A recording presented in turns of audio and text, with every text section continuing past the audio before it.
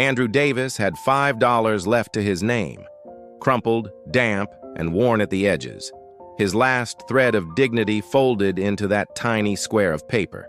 He didn't know it yet, but that bill would change 2 lives, his and another man's, forever.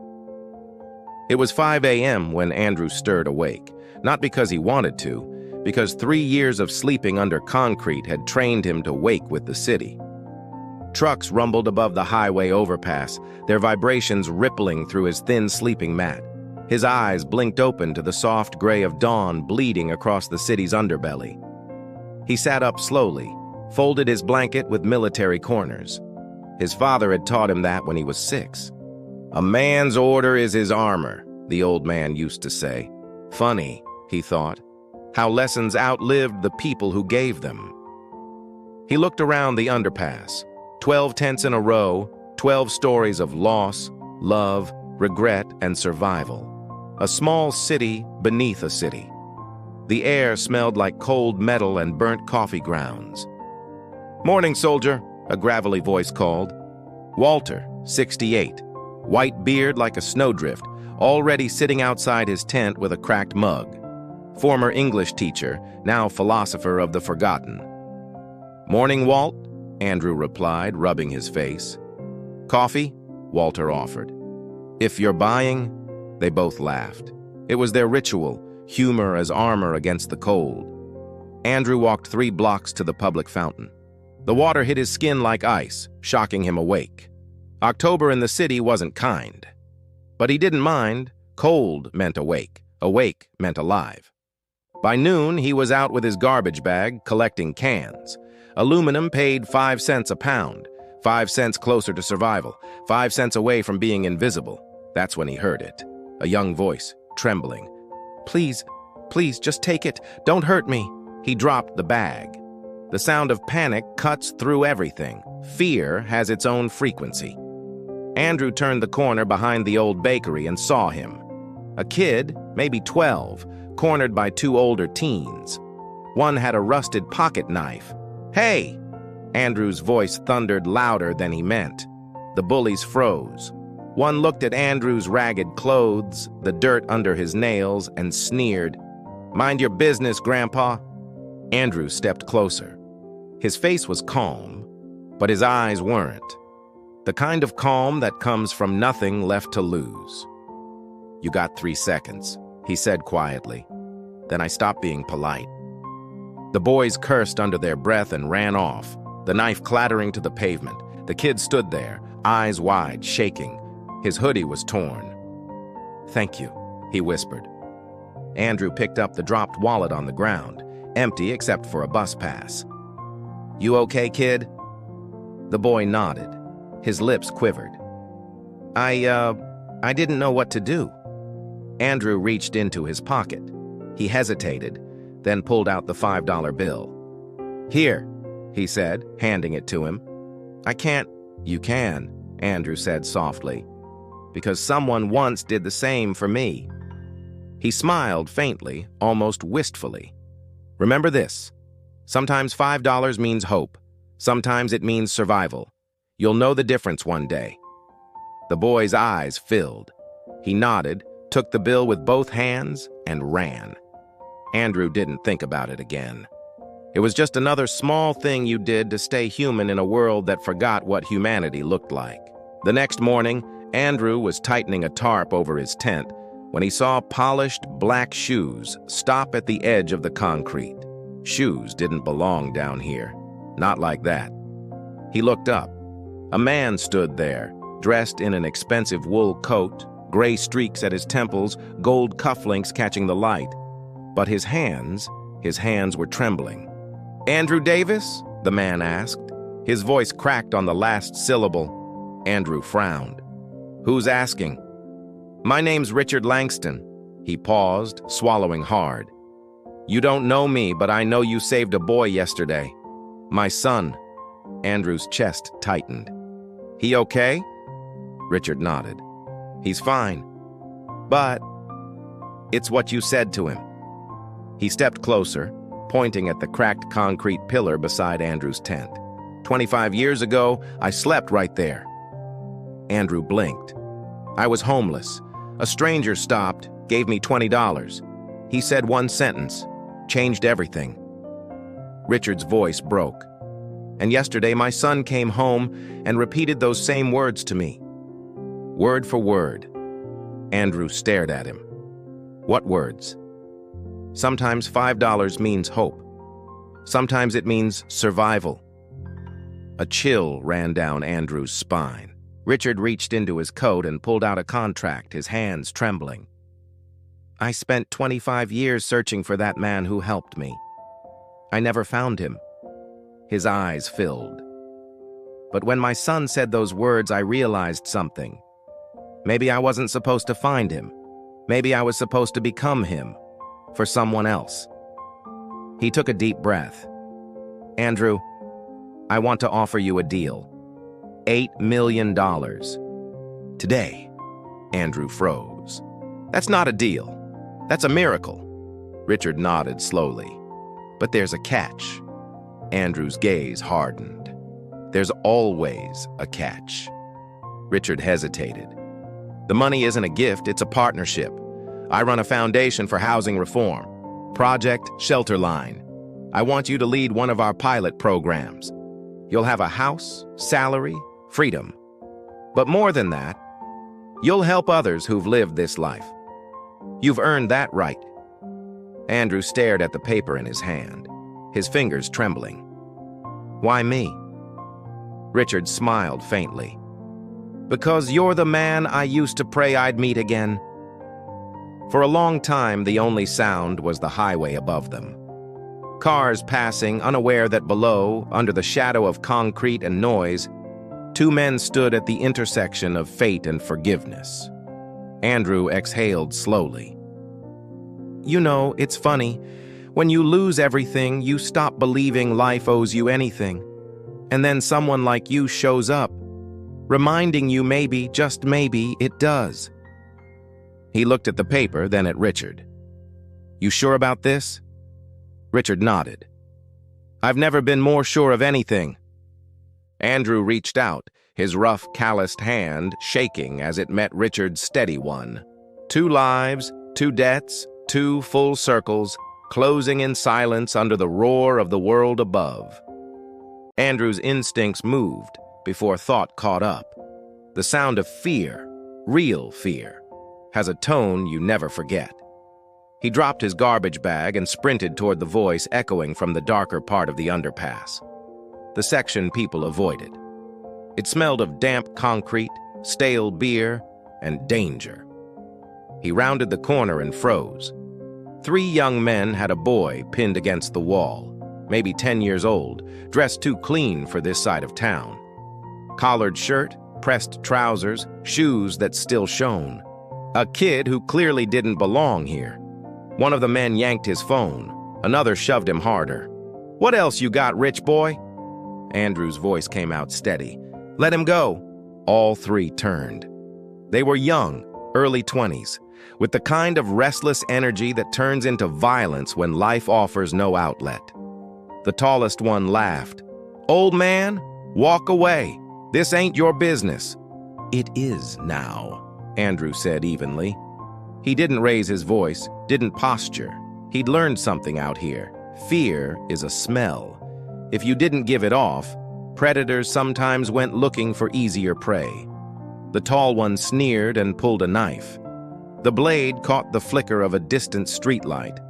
4 inches, serrated, cheap steel, but deadly enough. Heroes get hurt, the man hissed. Andrew didn't move, didn't blink. He just looked through him. The kind of look that said, we already lost everything that matters. That kind of look makes men hesitate. It's not worth it, Andrew said quietly. Whatever you think you were getting from him, it is not worth what comes after. Something in his tone, calm, steady, final, made them pause. Maybe they saw something in his eyes, something hollow but unbreakable. Maybe they just sensed this wasn't going to be easy. The tall one spat on the ground. Whatever. Kid's not worth it anyway. They turned and disappeared into the shadows. Andrew waited, muscles tight until their footsteps faded. Then he turned to the boy. "You hurt?" The kid shook his head, but his hands trembled. His shirt was ripped at the collar, his cheeks streaked with tears and dirt. "What's your name?" Andrew asked. Ethan," the boy whispered. "Okay, Ethan, let's get you out of here." He walked the boy back toward the light of the street, 3 long blocks through the industrial skeleton of the city. The kid didn't speak, just kept glancing over his shoulder. Andrew stayed close, shielding him with his body each time a car passed. At the corner, he pulled out his phone, a prepaid flip phone so old it could "Ve been a museum piece." He called for a taxi. "Where do you live?" he asked. Ethan hesitated. "North Side, Maplewood, 20 minutes away." When the taxi pulled up, sleek, clean, like it had driven out of another world, Andrew opened the door. He reached into his pocket, pulled out the last thing he owned, $5, his dinner. He pressed it into the boy's hand. "Go home, kid. Your parents are probably worried sick." Ethan looked at the crumpled bill, then up at Andrew. "You're giving this to me? You need it more." Andrew smiled, faint, tired, but real. "Maybe today. But one day you'll meet someone who needs it more than you. That's when you'll know why." The boy's eyes shimmered. "What's your name?" "Andrew." The taxi door closed. The taillights disappeared around the corner. Andrew stood there, the night suddenly quiet, the city feeling too big. His stomach growled. Dinner would wait. Humanity came first. By the time he got back to the underpass, word had spread. It always did. Walter was outside his tent, stirring instant coffee in a styrofoam cup. "Kid okay?" he asked. "Scared, but fine." "Rich kid?" Andrew shrugged. "Didn't ask. Doesn't matter." Walter sipped. "Might matter. Rich folks sometimes say thank you with money." Andrew chuckled. "Yeah, well, I'm not holding my breath." He turned in for the night. The city's hum faded beneath the rhythm of passing cars. For the first time in a long time, Andrew felt right. Hungry, tired, but right. The next morning, dawn crept in cold and pale. Andrew stretched outside his tent, the stiffness in his back protesting. Then he froze. A black sedan sat 30 feet away, polished chrome glinting under the morning light. Too clean, too new for this place. A man stood beside it, late 40s, salt and pepper hair, tailored charcoal suit. His shoes cost more than everything under this bridge combined. But he wasn't just standing. He was looking, slowly, carefully, scanning the concrete pillars, the graffiti, the discarded blankets. His eyes weren't disgusted or pitying. They were remembering. Walter stepped up beside Andrew. "Who's that?" "No idea," Andrew murmured. Walter smirked. "Think he's here for you, about the kid." Andrew didn't answer because the man was already walking toward them, each step deliberate, controlled. His hands trembled slightly, like he was walking through a dream. He stopped 10 feet away. His voice when he spoke was soft but steady. "Mr. Davis?" "That's me," Andrew said cautiously. "I'm Richard Sterling." They shook hands, firm grip, but Sterling's palm was damp. His eyes were red as if he hadn't slept. "My son told me what you did yesterday," Sterling said. Andrew's shoulders eased a little. "Ethan, he's okay?" Sterling nodded. "He's fine. Because of you." He paused, his gaze drifting past Andrew to the pillar behind his tent, a thick slab of stained concrete. He walked toward it, reached out, touched it. His fingers trembled. "How long have you lived here?" 3 years, Sterling repeated it softly. 3 years. He pressed his palm flat against the pillar. "I lived here once." Andrew blinked. "Here? This underpass?" Sterling nodded. "Right here, 25 years ago." Walter's eyes widened. Sterling's voice turned distant. I was 19. Ran away from home. Thought I knew everything. I had $50. It lasted 3 days. Slept right here. August heat, no food, no money, no hope. People walked past like I didn't exist. He pointed toward the darker section, the same one Andrew had walked into yesterday. One night, 3 guys jumped me. Wanted my shoes. I tried to fight back. One pulled a knife. Cut me here. He touched his side. I thought that was it. 19 years old, bleeding out over a pair of sneakers. The underpass fell silent. The highway above roared like distant thunder. Then, Sterling continued, someone stepped out. An old man, 70, maybe older. Gray beard, thin, calm. He didn't yell, didn't threaten, just said, "Leave him alone. He's just a kid." Walter's breath caught.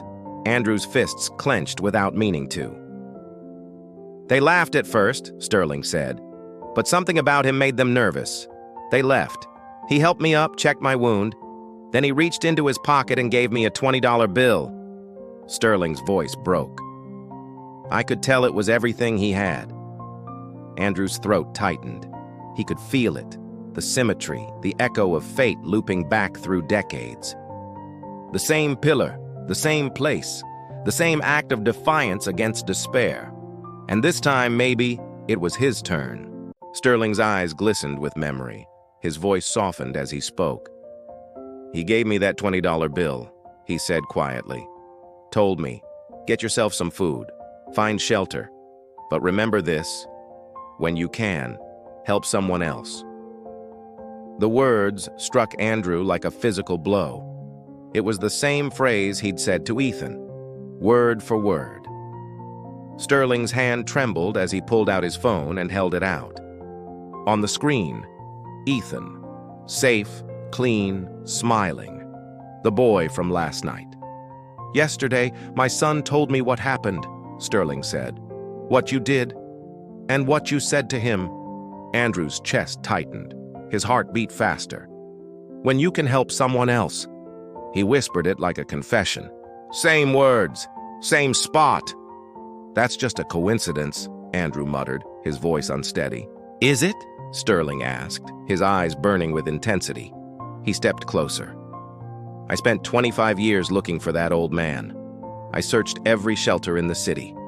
Came back here dozens of times. Asked everyone. Never found him. His voice broke completely. I wanted to thank him. To show him what he created. To tell him he was right about me. He took a shaky breath. That money bought me one meal. First food I'd had in 4 days. I sat in a diner for 3 hours trying to stretch it out, pretending I belonged there. The owner saw me, gave me a job washing dishes. Cash under the table. I took it. Sterling looked up toward the gap in the overpass where light filtered through. From there, I worked every shift. Saved everything. Got into community college on a scholarship. Transferred to State University. Then business school. Built my first company at 28. Sold it for $8 million at 32. Started Sterling Technologies at 35. Andrew's eyes widened. He'd heard of that company. Billion-dollar contracts, international reach. The name was practically synonymous with success. But I never forgot that night, Sterling said. His eyes drifted back to the pillar, fingers tracing the rough surface like a relic. Every year on August 15th, the day he saved me, I come back here. I walk these same streets. Look at faces. Hope I'll recognize him. 25 years, never found him. Maybe he's still out here, Andrew offered softly. Sterling shook his head. He'd be 95 now if he survived this long on the streets. He swallowed hard. I accepted eventually that I'd never get to say thank you, that I'd never show him what his kindness built. He turned, eyes locking onto Andrew's. There was an electricity there, recognition, maybe fate. But yesterday, Sterling continued, when my son told me what you said, those exact words in this exact place, I realized something. Andrew waited. Maybe I wasn't meant to find that old man, Sterling said quietly. Maybe the universe works differently. Maybe I was meant to find you. Andrew blinked. I don't understand. I'm not asking for anything, Sterling said, pulling a card from his pocket. Thick white paper with gold-embossed letters. He placed it gently on the cardboard box beside Andrew's tent. Not yet. I just need 3 days. 3 days to build something that matters. Not charity, not pity. Something real, something that honors what that man did for me and what you did for my son. What are you talking about? Andrew asked. Sterling looked around, at the row of tents, at Walter standing nearby, at Tommy and Maria and Sam peering from the shadows. I'm talking about paying forward a debt I can never repay, he said. I am talking about doing it the right way, the way he would have wanted. He turned and walked back toward his car, each step echoing under the bridge. He paused before opening the door. That old man gave me a chance when I had nothing, Sterling said, voice steady now. Everyone else looked through me, but he saw me. Yesterday, you did the same for my son. You didn't have to. You could have walked away, but you didn't. He looked Andrew in the eyes one last time. I can't repay that man, but I can do something for you. Something bigger than both of us. Something that keeps his kindness alive. The black sedan started, humming quietly as it disappeared down the road, leaving only the echo of its tires on the asphalt. Andrew stood frozen, the business card heavy in his hand. Sterling Technologies. Richard Sterling, CEO. Walter stepped closer, his face pale, eyes glassy. He put a trembling hand on Andrew's shoulder. Andrew, he whispered, voice quivering. That story. The man who helped him. The one who gave him $20. Andrew turned, confused. What about it? Walter stared at the pillar, his breath shallow. His hand rose slowly, pointing to the same spot Sterling had touched minutes earlier. His voice cracked. I was that old man. Andrew's heart stopped for a moment. Walter nodded, tears streaking his beard. 15 years ago, I was teaching at Lincoln High. My wife Sarah got cancer. I lost her. Then I lost everything else. My job, my house, myself. One night I saw that kid, terrified, hungry, bleeding, right there. I gave him my last $20. I told him, when you can, help someone else. He swallowed, shaking. Never told anyone. What's the point, right? Nobody cares about old ghosts. Andrew couldn't speak. The night felt thick with something beyond coincidence. Destiny, maybe mercy. 3 men, 3 moments. One phrase echoing through a quarter century. Walter saved Sterling. Sterling built an empire. Andrew saved Sterling's son. The circle had closed. Just one kid. That was all it took to start a chain reaction the universe had been holding its breath for. 3 days later, dawn broke cold and gray. The kind of morning that smelled like metal and rain. The kind that makes the world feel heavier. Andrew Davis woke before the light. 4:30 a.m., restless, heartbeat outpacing thought. He splashed icy water on his face at the public fountain 3 blocks away, trying to drown out the noise in his mind. What if this was real? What if it wasn't? When he got back, a sleek black sedan sat at the underpass entrance, headlights off, idling like a predator at rest. Richard Sterling stood beside it, immaculate as ever, a leather briefcase in hand. The billionaire looked out of place here. Pressed suit, polished shoes, the scent of success hovering in the cold air. Mr. Davis, he said softly, can we talk? Andrew gestured toward the rows of tents. This is as private as it gets. Sterling opened the briefcase with care, no theatrics, just precision, and laid out blueprints, folders, and a laptop on a flattened cardboard box. Second Chance Workshop, he said, unrolling the plans. The sketches revealed a vast warehouse reimagined. Carpentry bays, welding stations, classrooms, break rooms, an entire ecosystem of redemption. This looks expensive, Andrew muttered. $2 million startup, 1 million yearly, fully funded, Sterling replied smoothly. But I need something money can't buy. Expertise. Andrew frowned. You want me to teach? I want you to build it, Sterling said. Design the courses, pick the tools, hire instructors, real certifications, real paychecks at the end. Andrew stared at the schematics, heart hammering. Sterling slid a contract across the box. Co-founder, 30% equity, 60,000 salary, equal authority in operations. Andrew froze. 60,000. A number that might as well have been a dream. I don't have money to invest. You're investing credibility, Sterling said. If I tell people to trust me, they won't. But if you, a man who lived this, say it works, they'll believe. Why not Walter? Andrew asked. Sterling's voice softened. He's 70. I need someone who can build for 10 years. But he has a place, too. Chief Community Advisor, 25,000. He connects hearts. You connect hands. The billionaire's pitch was flawless, practical, yet personal. Still, Andrew's chest felt tight. There's always a catch. There is, Sterling admitted. You'll need an apartment, real clothes, a real address. People can't follow a man still living in a tent. You'll visit often, recruit, mentor, but you can't stay. You'll be the proof the bridge works. He handed over a set of keys. Furnished. 6 months paid. 3 blocks from the site. 10 blocks from here. Andrew stared at them like they were made of fire. Behind him, Walter had emerged silently, face lined with thought. You made an offer, Walter said quietly. Andrew nodded. Too good. I don't trust it. Walter sighed. That's not mistrust. That's fear. Not of failing, of succeeding. You've built safety in this corner. Out there, expectations come with air. Andrew said nothing.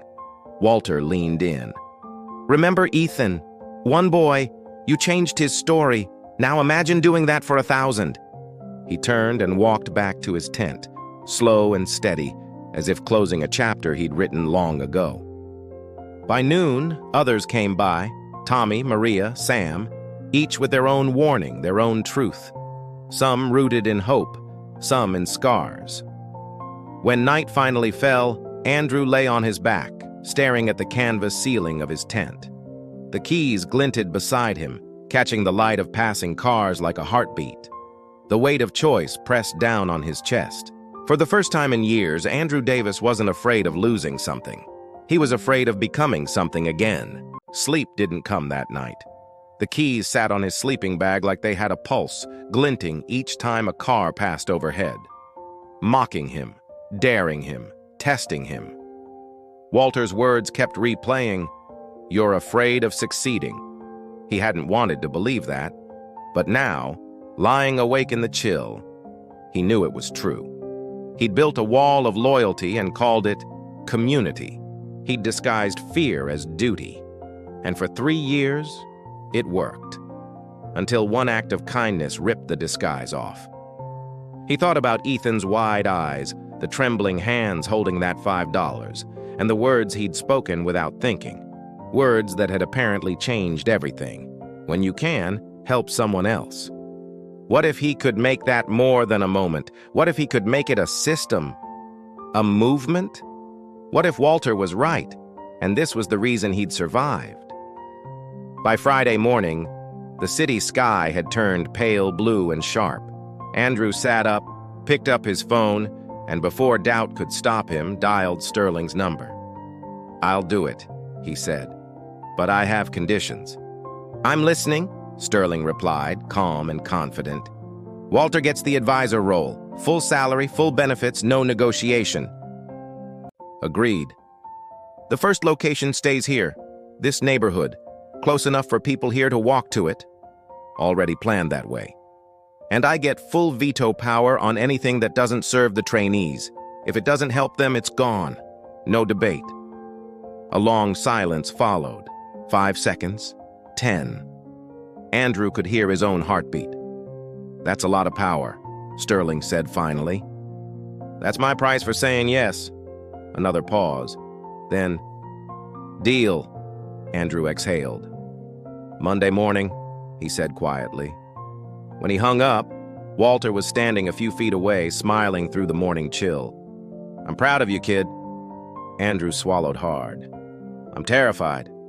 Good, Walter said simply. That means it matters. That afternoon, Andrew packed up 3 years of his life into 2 trash bags. Clothes, books, his father's pocket watch, a few tools. The tent stayed. It had served its time. The apartment was small but real. Solid walls, working lights, hot water. He turned on the shower and stood under the stream for 20 minutes. The first hot water in 3 years. He didn't cry at first, then he couldn't stop. Sunday night, he couldn't sleep in the bed. Too soft, too quiet. So he laid the sleeping bag on the floor, the way his body remembered. Monday morning, 7 a.m. The air was clean, sharp with possibility. The workshop stood ahead. Raw concrete, steel beams, sunlight cutting through dusty glass. Contractor trucks lined the street. Sterling's car pulled up beside him. You ready? Sterling asked.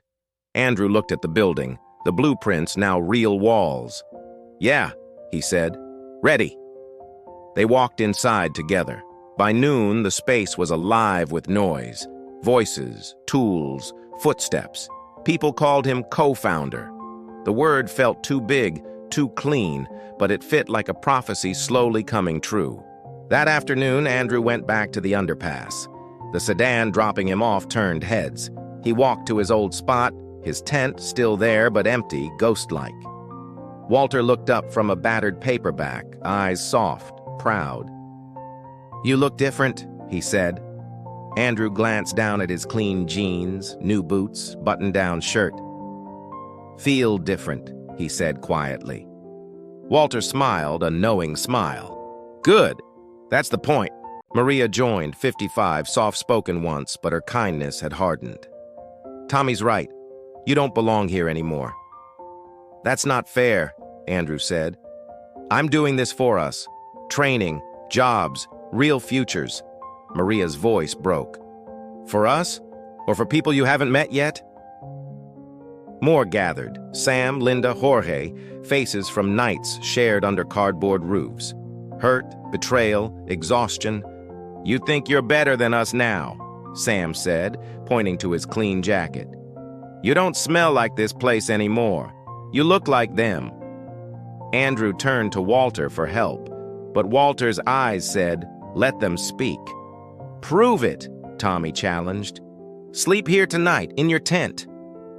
Andrew hesitated. Just 1 second too long. See? Tommy sneered. You can't. You've already left. Andrew's throat tightened. I'm trying to do good. For yourself, Sam cut in quietly. And that's fine. Just stop pretending it's for us. The circle of faces blurred. Pain, resentment, truth. He wanted to argue, but part of him knew they were right. Then Walter stood, voice steady, cutting through the noise. Enough. You're all angry at the wrong man.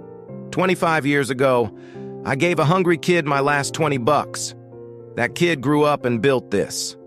He pointed at Andrew. That's not betrayal, that's full circle.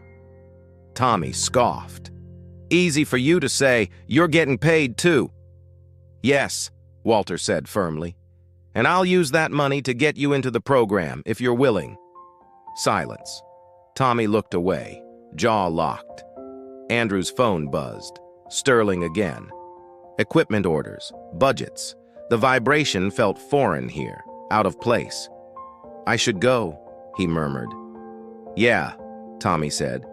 You should. Andrew walked away. Every step felt like betrayal. 10 blocks later, he leaned against a wall, hands shaking. Another text, more work. He breathed deep, typed back, and walked on, toward his new life. 3 days later, Walter was gone. Tent cleared out. No note, no trace. Andrew searched every shelter, every alley. Nothing.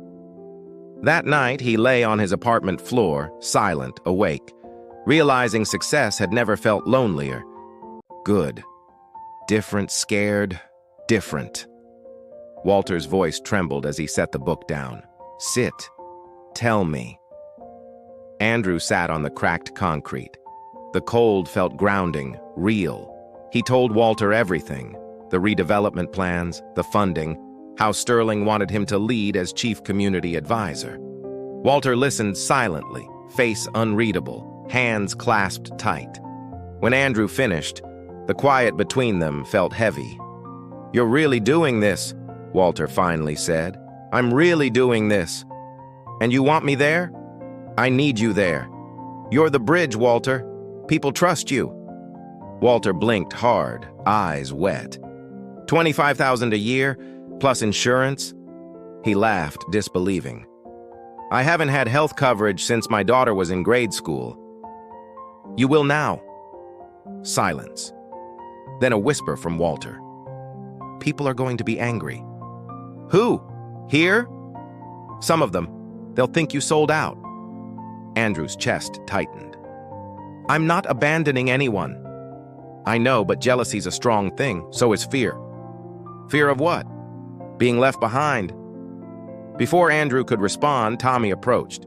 32, broad-shouldered, usually cheerful, but his face was ice now. "So it's true. You took the rich man's deal." "It's not like that." "Oh? Then what's it like?" Tommy's voice cut sharp.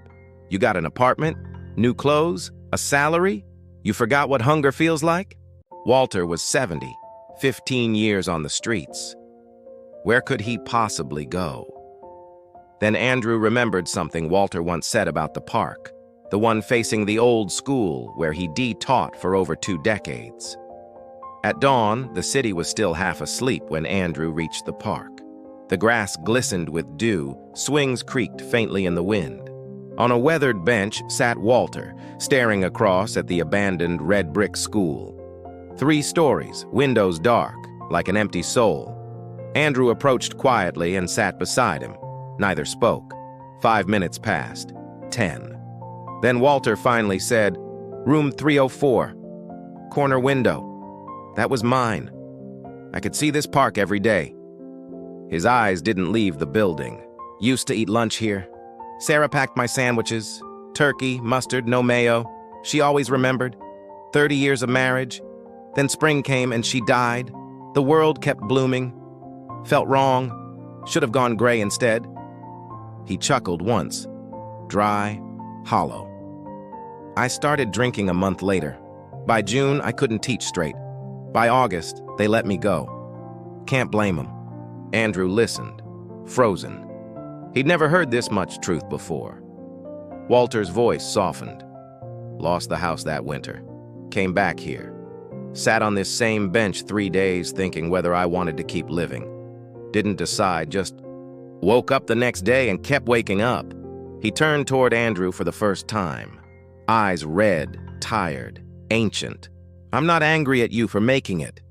I'm angry at myself for not." Andrew's throat tightened. "You didn't fail." Walter cut him off. "I did. 23 years of teaching, and I can't name one life I changed.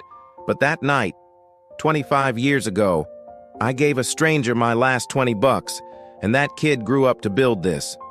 You, Sterling, the workshop, that's the only moment that mattered." His voice began to tremble. "When Sterling showed up, told that story, I felt like maybe my life wasn't wasted. Like that one moment justified everything else. But then I watched you, Andrew. You took risks, built something real, and I realized you're doing what I should have done. Decades ago." Andrew tried to speak, but Walter raised a trembling hand. "You hesitated that night at the underpass when Tommy told you to sleep in your tent. I saw it. You wanted to say yes because it's safer in the shadows. No failure there, no risk." He looked at Andrew, eyes blazing. "That hesitation? I've lived in it for 15 years. Andrew swallowed hard. "What are you saying?" I'm saying I love you like a son, so hear me. If you don't commit fully, if you let guilt chain you back there, then you're not being loyal. You're being selfish. You're choosing 50 people who make you feel safe over 5,000 who need you. The words landed like thunder. Tommy was right about one thing, Walter went on. You don't belong at the underpass anymore, not because you're better, but because you've outgrown it. You've got a different calling now, and living in both worlds, that'll kill you. Andrew's eyes filled. But what about you? What about them? Walter's reply was sharp, almost fierce. We'll survive. We always have. But those people waiting for your workshop, they won't survive without it. Silence. Then Walter exhaled slowly. I came here to remember who I used to be, and to make sure you don't make my mistake. You've been waiting for permission. He stood, joints stiff but steady. So here it is. Move forward. Build something that matters. Don't look back. Don't you dare feel guilty. He started walking away. Where are you going? Andrew called out. Walter turned, smiled for the first time. Back to pack my stuff. Sterling said I start Monday. Chief Community Advisor, right? Gotta find an apartment, recruit for your first class. Our first class, Andrew said. Walter shook his head. Yours. I'm just the bridge. You're the builder. He walked off into the morning light, slow, steady, free. Andrew sat alone on the bench, staring at the school that had shaped and broken Walter. Then his phone buzzed. Sterling, equipment order ready for your approval. Andrew wiped his face, took a deep breath, and stood, ready to sign. Andrew stood up, inhaled deeply, and texted back, on my way. Then he walked toward the workshop, toward his future, without looking back. 6 weeks later, the carpentry section stood complete. Workbenches lined the walls, tools gleamed under fluorescent lights, and the scent of fresh-cut wood filled the air like a promise. Sterling entered with 3 lawyers in tailored suits, briefcases, tablets, and boardroom energy that felt alien here among sawdust and hope. Sterling's eyes swept the room. Impressive. You built something real. Andrew met his gaze. We need to talk before I sign. Sterling nodded to his lawyers to step aside. Talk. I need guarantees. Real ones. Decision-making power, you own 70%. If we disagree, you win. That's not equal. A lawyer started to object, but Andrew cut him off. I don't care about what's standard. I care about what's right. Sterling silenced the room with a hand. Keep going. I want veto power. Anything that touches trainees' lives. If it doesn't serve them, it dies. No board vote, no override. The lawyers frowned. Sterling studied him quietly. That's significant control. Yes, Andrew said. But you hired me because I can't be bought. You said you wanted truth. Well, this is truth. I need the power to protect them, even from you. Sterling's lips curved faintly. Even from me? Especially you, Andrew replied. You're good, but you're rich. You've forgotten what fear tastes like. Silence stretched. Then Andrew continued. I also want a community advisory board, 5 people, all current or former homeless, paid, with real veto power over trainee issues, $15,000 each, yearly. The lawyers winced. That's $75,000 overhead. Sterling didn't blink. What else? Profit sharing. 10% of all repayments goes into a fund the board controls. Not you, not me, them. If we don't trust them with money, how can we trust them with their futures? Sterling stared at the sawdust-covered floor, lost in thought. Then softly, my father always said, never give away control. I ignored him 3 times, and every time it worked. Maybe this is the 4th. He turned to his lawyers. Add everything. Veto power for Andrew. Advisory board, profit-sharing fund. No loopholes. Make it binding. Mr. Sterling, that's highly... Do it, he said. Then, turning back to Andrew, and raise his salary to $80,000. Annual reviews tied to outcomes, not profit. I didn't ask for that. I know. That's why you deserve it. They shook hands. Firm, final. One more thing, Andrew added. The first class comes from the underpass. 20 people, 4 months. If 15 graduate and get jobs, we expand. Deal, Sterling said. The lawyers spent an hour drafting amendments. Andrew read every word, eyes steady, hand trembling slightly as he signed. His signature on a document that could change thousands of lives. The door opened. A boy peeked in. Ethan, 10, Sterling's son. "Dad, can I see it?" Sterling smiled. "Come on in." Ethan's eyes went wide. "You're the man from that night," he said to Andrew. Andrew knelt. "And you're the kid who remembered. When you can help someone else," Ethan said shyly, "help them." Andrew smiled. "Exactly. This place is for that. Can I help too?" "Yes. Come talk to students sometimes. Remind them someone believes in them." Ethan grinned. "Then I'm part of the team." As Sterling let him out, the boy turned. "Mr. Andrew?" "Yeah? Thank you for saving me." Andrew's voice was soft.